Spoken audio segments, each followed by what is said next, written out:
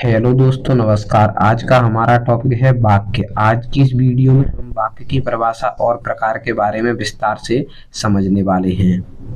कक्षा छठवीं से लेकर 12वीं तक के एग्जाम में वाक्य के बारे में कोई ना कोई प्रश्न अवश्य पूछा जाता है, तो वीडियो में शुरुआत से लेकर अंत तक बने रहिए। आज का आपका सारा कंफ्यूजन वाक्य के ऊपर खत्म होने वाला है और साथ ही आपको बहुत ही अच्छे से समझ में भी आ जाएगा। तो सबसे पहले हम परिभाषा को समझते हैं और फिर से एक एक से उसके प्रकार के बारे में जानेंगे। तो हमने यहाँ पर प्रश्न लिखा है, जिस प्रकार एग्जाम में आता है उसी प्रकार के वाक्य किसे कहते हैं तथा ये कितने प्रकार के होते हैं। तो इसका आंसर है, शब्दों के क्रमबद्ध समूह को वाक्य कहते हैं। सिंपल सी परिभाषा है। ये दो प्रकार के होते हैं, नंबर 1 रचना के आधार पर, नंबर 2 अर्थ के आधार पर। तो चलिए जानते हैं पहले रचना के आधार पर। तो रचना के आधार पर वाक्य 3 प्रकार के होते हैं।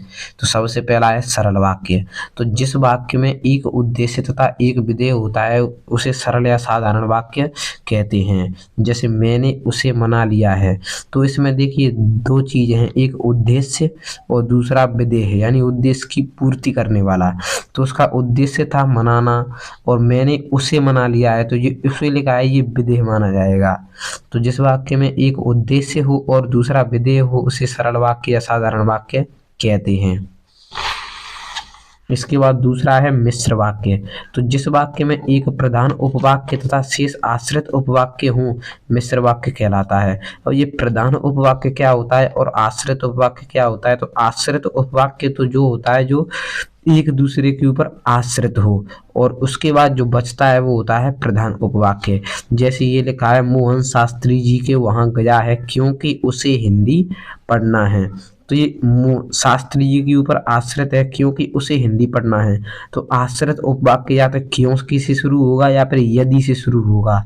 तो यहाँ पर जो क्योंकि उसे हिंदी पढ़ना है ये होता है आश्रित उपवाक्य, और मोहन शास्त्री जी के वहां गया है जो पहले लिखा आता है वो होता है प्रधान उपवाक्य। तो इस प्रकार का अगर कोई भी वाक्य मिले तो वो मिश्र वाक्य होगा।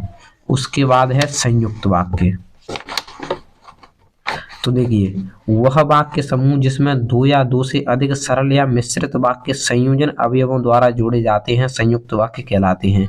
अब ये संयोजक अवयव क्या होते हैं? तो देखिए हम आपको उदाहरण से समझाते हैं। देखिए ये वाक्य लिखा है कि भारत के नर्तक रूस पहुंचे और वहां उन्होंने सबका दिल जीत लिया। तो यहाँ पर ये लिखा है, वह वाक्य समूह जिसमें दो या दो से अधिक सरल वाक्य हों या मिश्रित वाक्य। तो देखिए दो या दो से अधिक, तो यहाँ पर दो वाक्य हैं। पहला वाक्य तो ये है, भारत के नर्तक रूस पहुंचे, और दूसरा वाक्य है वह उन्होंने सबका दिल जीत लिया। अब ये बीच में ये और लगा है, और हो सकता है तथा हो सकता है, ये होते हैं संयोजक अवयव। तो दो या दो से अधिक वाक्य संयोजक अवयवों द्वारा जोड़े जाएं वहां पर संयुक्त वाक्य होता है। चलिए आगे बढ़ते हैं। तो रचना के आधार पर तीनों प्रकार के वाक्य, सरल वाक्य, संयुक्त वाक्य और मिश्रित वाक्य हो चुके हैं। अब देखिए अर्थ के आधार पर। तो अर्थ के आधार पर वाक्य 8 प्रकार के होते हैं। तो चलिए इनको भी एक एक से इनकी परिभाषा और उदाहरण सहित जानते हैं। तो जिन वाक्यों में किसी क्रिया के करने या होने की सामान्य सूचना मिलती है उन्हें विधानवाचक वाक्य कहते हैं। उदाहरण के लिए रमेश कक्षा 6 में पढ़ता है, तो यहाँ पर ये कोई विशेष बात नहीं है, यहाँ पर ये सामान्य सूचना है, नॉर्मल। तो जहाँ पर नॉर्मल यानी सामान्य सूचना मिले वह विधानवाचक वाक्य होता है। इसके बाद है निषेधवाचक वाक्य। तो जिन वाक्यों में किसी कार्य के न होने का बोध हो निषेधवाचक वाक्य कहलाते हैं। तो सीधा सीधा अर्थ है कि जिन वाक्यों में न लगा हो या नहीं लगा हो, यानी किसी कार्य को करने से मना किया जाता हो, वह निषेधवाचक वाक्य होता है। जैसे आज मैं नहीं जाऊंगा, यहाँ पर मना किया जा रहा है, तो यहाँ पर मना किया जाए नहीं लगा हो वहां पर निषेधवाचक वाक्य होता है। इसके बाद है आज्ञावाचक वाक्य।